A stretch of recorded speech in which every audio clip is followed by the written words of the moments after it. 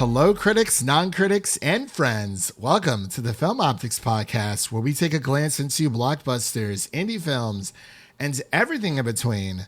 I'm your host, Christian, and as always, I'm joined by my partner in film, Devin, and today we are here to give our spoiler-free thoughts and opinions and insights on Dune Part 2. And before we begin today's episode, you can listen to our podcast on podcast platforms around the internet. That includes Apple Podcasts, Spotify, Google Podcasts, and more. And if you are a new or seasoned listener to our show, we would love to hear from you guys. Follow us on Instagram, Twitter, and Threads at Film Optix. That is Optix with an X. Or you can email us at filmoptix@gmail.com for any movie-related questions. Devin, what is going on, man? We missed you on our Avatar: The Last Airbender review, but how you been? Yeah, I'm sure you guys had a good time on that one. Been seeing the most mixed reviews possible on that show. It's so odd, Devin, because Mike, Leo, and I are like massive Avatar: The Last Airbender fans, and yeah, it left me pretty mixed. And the more I think about it, the more I'm just not super crazy on it, but like also the more that the cast talks about that series, it's like the more I realize they missed the point of the entire series. And it's difficult because, you know, you're adapting from a show. Like Avatar: The Last Airbender is a show in itself. And, you know, it's not based off anything else. It is an original story that, you know, that was created and aired on Nickelodeon. But it's like, how do you make an adaptation to something that's already perfect? So it's like all they had to do, at least for me, and I've thought about this a lot. And, you know, since you also watched The Last of Us TV show and, you know, you played the video game, all they had to do is do what Craig and Neil did. Is all they had to really do is follow the formula of Avatar: The Last Airbender, season 1, which is book 1, water, and expand where you can. Like, only make changes where it benefits the story. If they make changes, you know, the show makes logical sense. But the issue with the live action version of Avatar is that they make changes, but it never adds or replaces anything with it. So it's like you're kind of just left with this feeling of, well, why was this changed? If, you know, it's a crazy thing. But yeah, very mixed reviews. But I will say the production, the bending, VFX look fantastic. The costumes, everything, amazing. I will give it that, if anything else. But that's my quick, small little review. But before we get into our spoiler-free review, Devin, how was your weekend? What have you been watching? What have you been playing? I know you've been catching up on some X-Men. So have I. But how far are you? Or did you finish the original series? Are you prepped for the new X-Men 97? Oh yeah, I'm all aboard the X-Men train. I think I'm on season 4, like probably halfway through that one, so I'm almost done. I'd never really watched it because obviously that was like 92 to 97, so I was a wee lad towards the end of it. But it's quality stuff. It is. And I mean, I remember seeing like reruns, you know, because I was born in 92, so it's like, you know, by the time that we were old enough to understand what was going on, the show had already, you know, did its run and whatnot. So Devin actually inspired me to watch the animated series as well. So I actually just finished up season 1 today. So I'm going to try to tackle through. I mean, I should be able to blow through. I think each season is only like around 13 to 15 episodes. It's those 20-minute episodes that just hit so hard. Just 20 minutes in and out. You get 3 episodes in an hour. Literally. Yeah, literally. So yeah, I'm the first season. It's not that it's tough to watch. It's just we're used to that because it takes an adjustment period. Yeah, it does, because, you know, this is early like 90s cartoons. So, you know, the lip syncing and whatnot, obviously just the animation itself is not what we are used to today, but it's still a really good show. It's written very well. And I had a blast with season 1. I was like, it's the first season, so like everything's so new and fresh, and the dialogue can be a little bit hokey at times with the jokes that they make. But again, that's just of the times. But I'm very excited to dive into, because they do the Phoenix and the Dark Phoenix saga in this series, and it's arguably it's probably the best adapted story that we've gotten from those stories from Jean Grey, like, ever. So it's pretty awesome. I know they've tried to do that in live action, and it just didn't work, unfortunately. Multiple times it did not work. Seems like there's a running trend here, but I think I'm fine with them trying to adapt that. Just leave that to rest. Yeah, because it's the most popular like story arc in X-Men, but it's been done to death so many times in Hollywood. It's like, give me something else. But yeah, I am fast approaching. Devin will definitely be finishing up the original X-Men series before me. But speaking of the X-Men animated series, I went to a store, bookshop, I guess you could say, here in town called McKay's. You can find like video games, vinyl records, cassette tapes, or cassette tapes. I know that's what some of the Gen Alpha people are saying, but video games, movies, TV shows, books, like literally anything media related is at the store. Even like Funko Pops, like collectible figures. Some people that are like into that. You can buy like old gaming systems. Like they have a lot of stuff here, Devin. It's called McKay's bookstore here in good old Music City. I think there's 2 more in the South. I think they're both in like either North or South Carolina. But I was just trading in some old stuff that I just was kind of just getting rid of, that I was thinking, I don't really need this.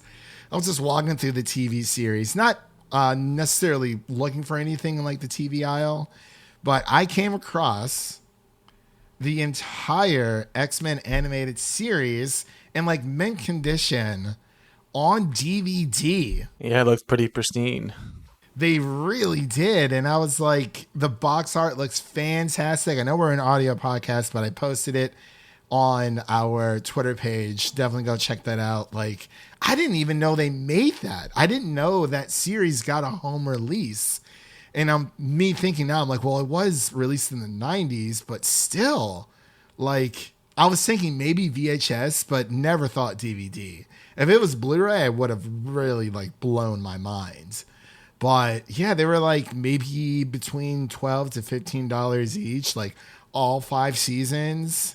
I was like, wow, this is pretty cool. So it was the only set that was there, so I bought it. I was like, you know what, like YOLO, like that was a great find, a diamond in the rough, so to speak. So I thought that was pretty cool. I just wanted to share that with our listeners out there. So now I'm like, wow, if Disney ever decides to, take X-Men off of Disney Plus, I got my own copy. So that's why physical media matters. So it's been great talking some X-Men and Avatar, Devin, but let's get into the meat and potatoes of this episode, which is Dune Part 2. So without further delay, we're going to take another trip back over to Arrakis, and we'll be right back after this introduction to Dune Part 2. It's breathtaking. When you see sand here, imagine water. If you dive in, you can't reach the bottom. You dive in. Yes, it's called swimming. I don't believe you. In the shadows of Arrakis lie many secrets. But the darkest of them all may remain. The end of House Atreides. Your father didn't believe in revenge. What if Paul Atreides were still alive?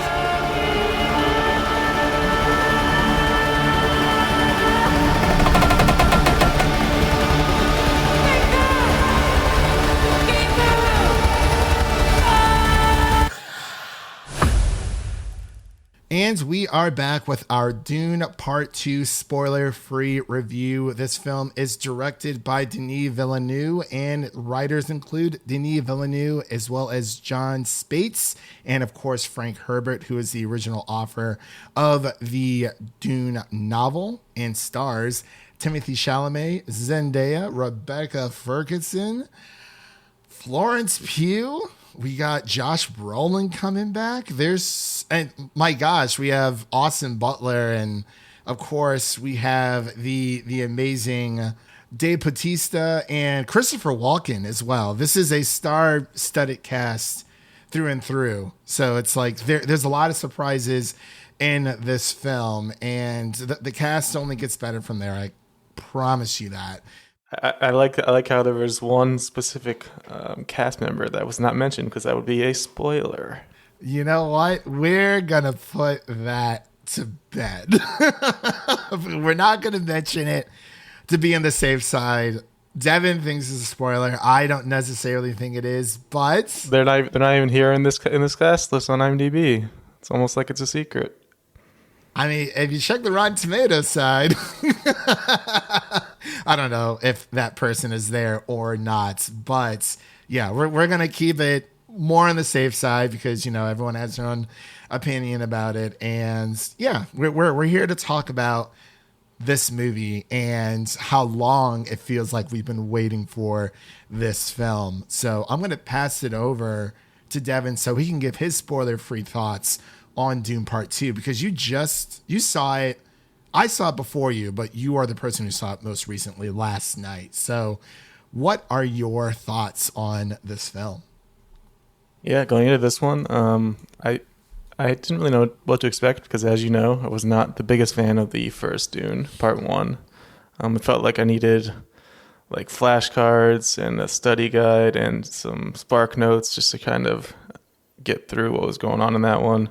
And the story just didn't really connect with me. But I feel like, but I did respect and kind of agree with, obviously, the visuals and the direction of that first one just being top notch. Obviously, Denis Villeneuve knows what he's doing. And I feel like for this second one, it finally hits the point where the story and the plot and the characters all match with the quality of the visuals and the direction. And it all comes together nicely here for me, which is definitely a pleasant surprise. And I definitely kept an open mind, and it definitely paid off because I definitely enjoyed this one a lot more than the first one. I think it just is overall a more interesting story than the first one. The more interesting characters. We're kind of at more of the street level, I guess like sand level type of vibe here. Getting more into the weeds of things and more into the actual thickness of the story here and these more interesting characters to me, instead of just like the kind of the higher ups of the first movie and the Duncan Idahos and whatnot, just the weirdness there. But yeah, overall, obviously the visuals, especially in IMAX, are just amazing, and the sound and everything. I had an interesting seat because it was the only one that was available when I got a ticket. It was the third row, which is like, it's not the first or second. It's not that bad, but it's pretty far up, but it could be worse. And then it was the last seat to the right. So it was an interesting angle I've never had before. So you were like tucked in the corner there. Yeah, it was the only seat available. I got in there and just kind of had to look up to the left a little bit, but it wasn't too terrible. But yeah, just overall, like, it is definitely an experience. Like I said, I think the story and characters catch up with the visuals for me on this one and makes it a lot more enjoyable. So yeah, I remember when we talked about Dune Part 1, and I'm going to plug our Part 1 review into the episode notes of this review, because I think around when Part 1 came out, I think Eternals also came out around that time, and you said you preferred the world building in Eternals rather to Dune. And I've never read the Dune book. I've tried, and I kind of fell short of it. But like, it's a slow burn. It's kind of like reading Lord of the Rings. Like, it's good stuff, but like, you have to be like all hands on deck, like no distractions whatsoever when you're reading those kind of films. But I do like, as time has gone on, like, I mean, obviously I was more on the up and up from part one than Devin was for Dune.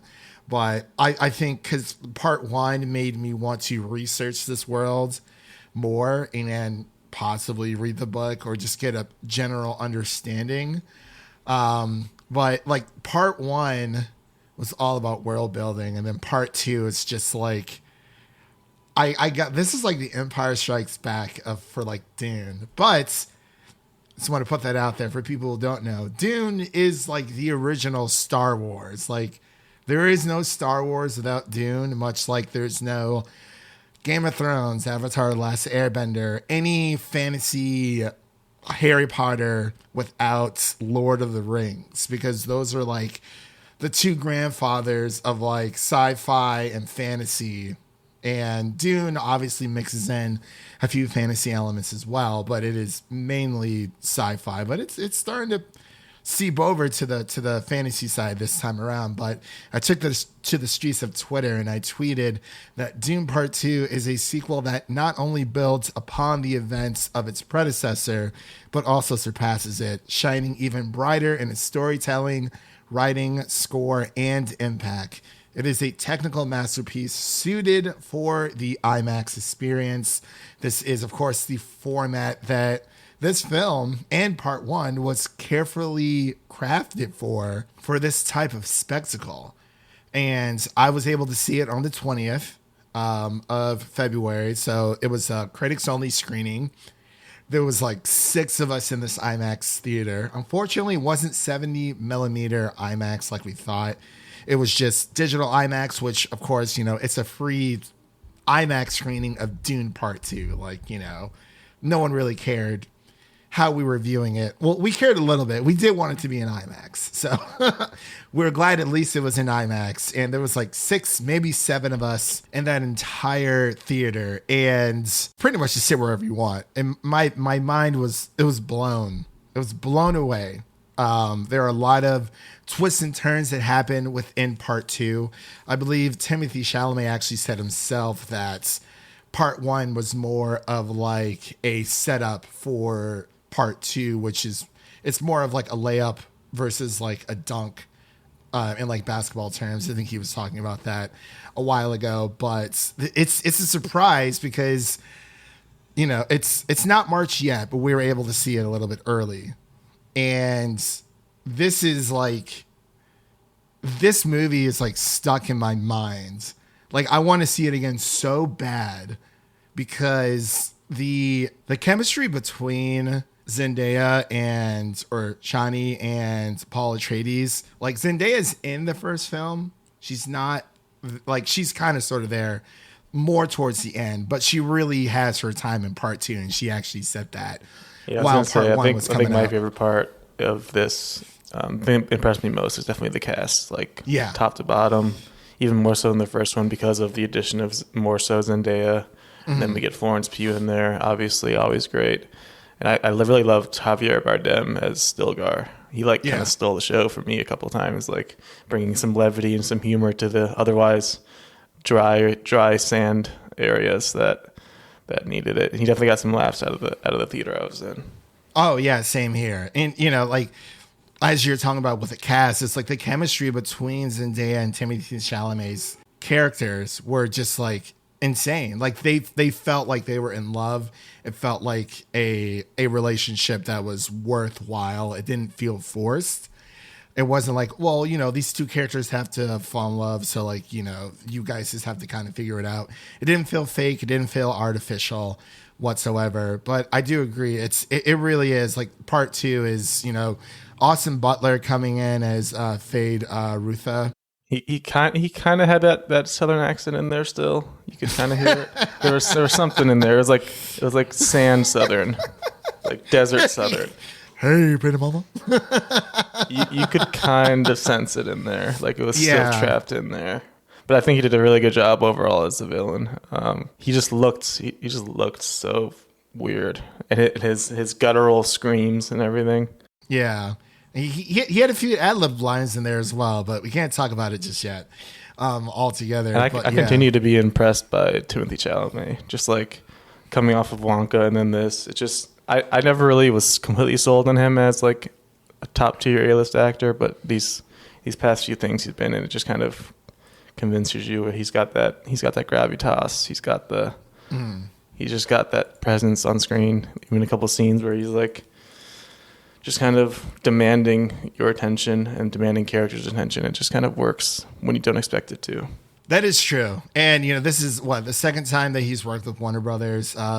This was supposed to be the big film that came out last year in 2023. And, since we had the strikes for the writers and actors strikes happening, this film got pushed back.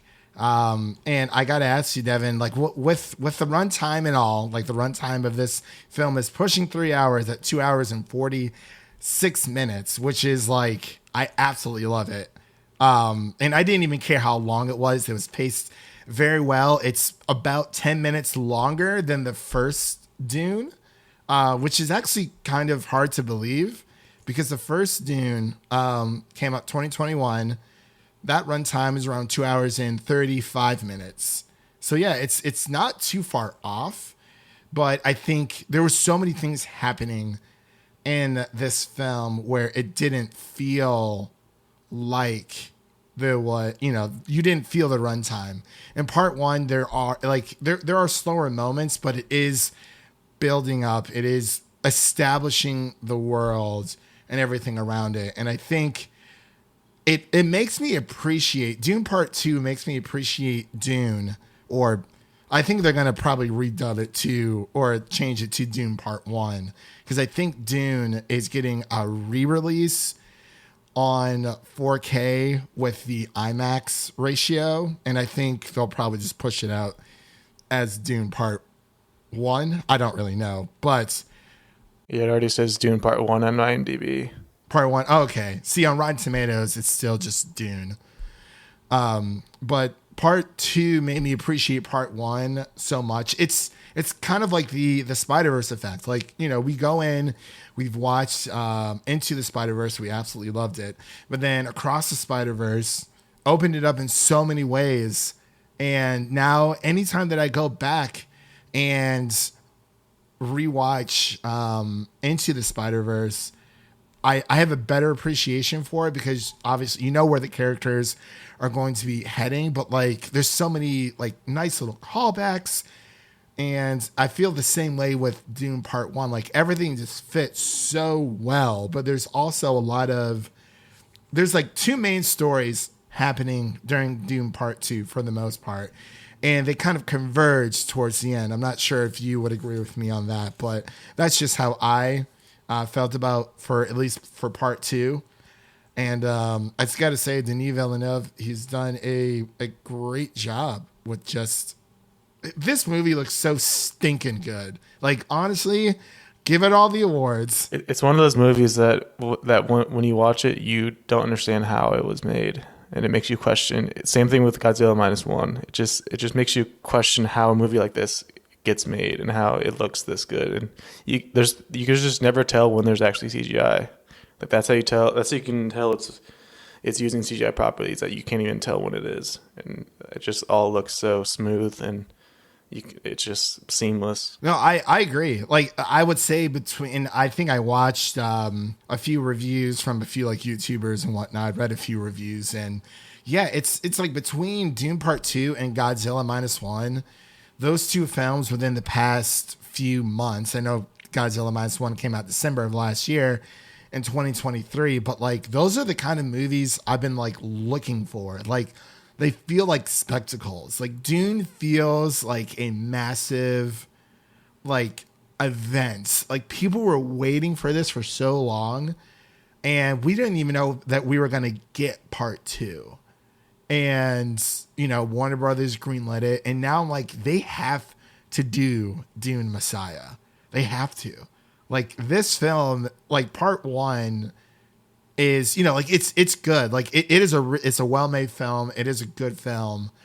But once you get to Part 2, it's like, I'm so happy that Warner Brothers was like, for once, recently they've been making some smart moves, at least for Dune. Like, I really want Denis to come back and do Dune Messiah. And I know he's talked about it, saying how he wants to do it, but he doesn't. He wants it to happen at the right time. He doesn't want it to be forced because, it's Hollywood nowadays. Everyone just wants to get to the good stuff. They just want, like, okay, when's the next one coming out? It's like, I would love to know when the next one's coming out, but like, I want it to be as articulate and as perfect down to the last minute detail as it was for part 1 and especially for part 2. Like, you do not rush this man. Like, he is a sci-fi guy when it comes to like Arrival, not even just sci-fi. Denis Villeneuve has really shown that he can play around with a lot of different genres, especially, have you seen Prisoners? Oh yeah. Devin? It's one of the best. Oh yeah. It's literally one of the best movies I've ever seen in my entire life. And I'm like, I love this man so much. So even between like Blade Runner, I wasn't a big fan of Blade Runner, just the entire franchise itself. But Blade Runner 2049 was amazing. Arrival is like a godsend as well. It's like, this man knows how to cook. And I hope that Warner Brothers doesn't mess this up. Like, let's just keep on the track. Let's adhere to Denis' wishes. Let him do his thing so he can give us Dune Messiah. And that, so that we can experience this all over again. But I apologize for hogging the mic, Devin. Is there anything you wanted to mention in our spoiler-free review that we have not had a chance to talk about yet? I think we covered most of it in this spoiler-free area. Yeah, it's tough. I know. Like, I wish we were doing spoilers. I thought about maybe doing a spoiler review, but it really just depends on time for it, because I know that you got some busy stuff going on as well. So hopefully we can. If we don't, it's not a big loss. But I'm ready to go see this movie again. I want to see it in 70 millimeter IMAX. So that's where I want to see it. Like, and we have one here in town, and I know they're playing it. So I'm like, I might have to book a day this weekend to go see it again. Like, I want to see it in the morning though. Early morning viewing of Dune Part 2, magnificent. With a good morning cup of sand. Oh yes. Did you get your Dune bucket, Devin? Your AMC Dune bucket? Did you not? I saw it at a Regal, so that was not available, unfortunately. I definitely would have. I think you would have bought it just because of the meme. I would have bought it for decoration. I would not buy it for use. Its other intended purpose, seemingly. No, I did get a nice little poster at the IMAX screening. Oh, did you really? Nice. I will have to see if they're still doing that over by us. Did you go through AMC or was it through? It was Regal. It's the only IMAX we have around here. Oh wait, so you went out to? Was it Lake Crocker Avon? Park? Crocker Park, yeah. That's where I saw Ballad of Songbirds and Snakes, where I took my mom and sister to go see it because I was like, we got to see this in IMAX. It was good. But yeah, I'm very excited for this. We could jabber about this all day, but we are limited on time here. So let's get into our final thoughts and our ratings. Devin, I'll pass it over to you for your final thoughts and your ratings, and then I will close this out. Yeah, overall, like I said, I think this is definitely a big improvement on the first Dune for me as a complete overall story, and just kind of character and plot development just gets more into it, more into the characters, more into the plot, more into just the action overall, and just it's just kind of more of the meat of the story from what it seems like. And I think that's what kind of makes this one stand out a lot more for me. There is that spoiler issue that we've been discussing. Yeah. That is still an issue for me, because I think it would have been a lot cooler had I not known that was occurring, because it is a pretty major character. And it is a very small cameo. So it would have been pretty cool to have that pop up, surprisingly. But then, other than that, not too many issues for me. I do think the ending overall, it's definitely better than the first one, but it's still a bit similar. And I think my theater had kind of a weird reaction to the ending where like one guy clapped once, but then no one else clapped. Just kind of sat there. It's like, it feels like we kind of wanted more because we just wanted more of this story. And then the way it ends, it's kind of similar to the first one without spoiling it. Like at the very end, like obviously there's more that happens at the end of this one. It doesn't have the abrupt ending that the first one has, but just what it ends on. So when I rewatched Dune Part 1, and because I remember when you said that it was like an abrupt ending, at least for me, this is like just my thoughts. When I rewatched Dune Part 1, I didn't feel that. Like, I didn't think it was as abrupt as I originally thought. And I was like, no, this is actually, this, like, at least for me, it flowed well. And it was like, hey, you know, this journey's only getting started. Like, it kind of reminded me, not shot for shot, but how I felt towards the end of Lord of the Rings, Fellowship of the Ring, where it's like, all this stuff happens. Like, as we get like a war, like assassinations, a lot of stuff happens in the first Dune movie. And then it's like, man, like where do we go from here? Now that we've seen Part 2, I'm like, yeah, it makes sense. I don't think it was as abrupt as you may feel, but you know, that is your thoughts on it. But it's more open-ended. Like it is a cliffhanger for sure, especially at the end of Part 2. But what would you rate Dune Part 2 out of 100? I think I'm feeling like a solid 90 overall. Like, oh, wow. Pretty great. Yeah. For me, you know, like I said before, this film, for my final thoughts, it's one of those rare instances where a sequel is better than the original. It just is. Not knocking the original.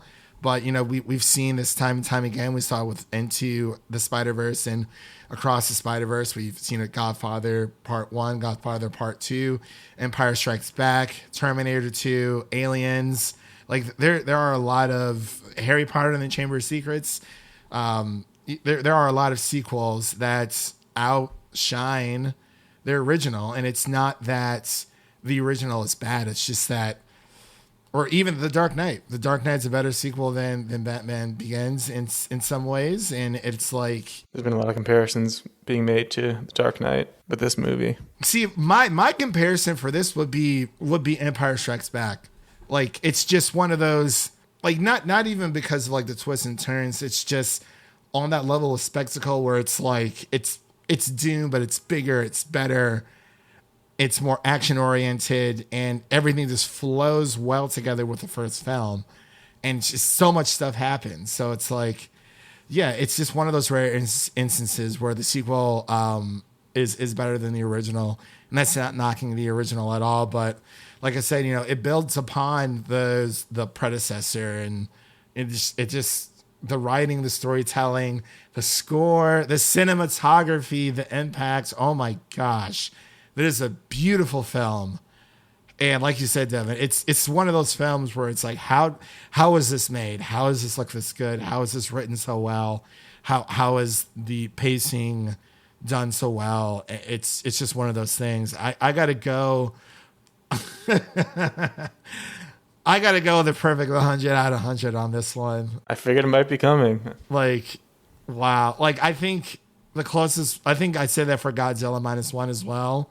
Like, this is just an amazing movie. It's one of those movies where it's like, no, this is a movie. Like, and it's a great adaptation as well, from what I've heard from book readers so far. So it's like, you know, from the one property that was always pegged to be unadaptable, they've found the secret sauce. Denis Villeneuve found the secret sauce, and Warner Brothers better give that man every ounce of money, every ounce of praise. Dune Part 2 for Best Picture. I'm manifesting it all together. But with all that said, that does conclude today's spoiler-free review of Dune Part 2. And if you enjoy what you heard, make sure to subscribe to our podcast on your preferred podcast platform of choice. And make sure to follow us on Twitter, Instagram, and Threads at Optix. That is Optix with an X. And don't forget to share an episode of our podcast with a fellow movie lover in need, whether it be your mother, your brother, or your significant other. Spread the love for the Film Optix podcast with a movie lover in need. And really quick, if you have not seen Dune Part 2 and you want to kind of like get into this world, Dune Part 1 is streaming on Max or HBO Max. I got to stop calling it Max because that's a stupid name. But Part 1 is streaming on HBO Max. If you have not seen it, you can watch it there. It'll be all caught up, and then you can go watch Dune Part 2, and it'll be a lot of fun.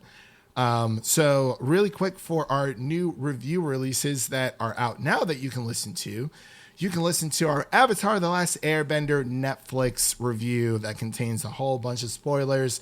For most people who are probably listening to that are going to be Avatar fans to begin with, so that is a spoiler review that you can listen to. You can also check out Devin and I's Madam Web review, as well as our Bob Marley review, and our Percy Jackson and the Olympians Season 1 review. And we also did 2 episodes, separate episodes, of our most anticipated TV shows of 2024 and our most anticipated films of 2024. And Dune Part 2 was my number 1, and my gosh, was it beautiful. And for our upcoming releases, you can look forward to our Shogun review, which is a mini-series that is going to be streaming on Hulu starting on Tuesday, February 27th, 2024. We're going to be covering the first 2 episodes because those are going to be the 2 episodes that are going to be released that day. And that'll be our episode for next week. And, you know, if we like it enough, we might wait towards the end and do a full series review. It just depends.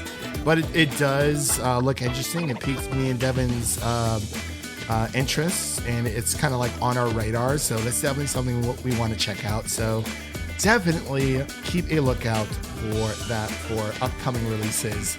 I might be doing Kung Fu Panda on my own. I'm not entirely sure. We'll just have to wait and see. But that's something you can look forward to on our podcast coming up. And again, thank you all for listening. If you enjoy the show, please take a moment to leave us a 5-star rating and review on Apple Podcasts and Spotify, and stay connected with us by following us on Twitter, Instagram, Threads, all that social media garbage for the latest updates. That was Devin, and I'm Christian, signing off. And remember, life is like a movie, so go out there and make it a blockbuster. Peace.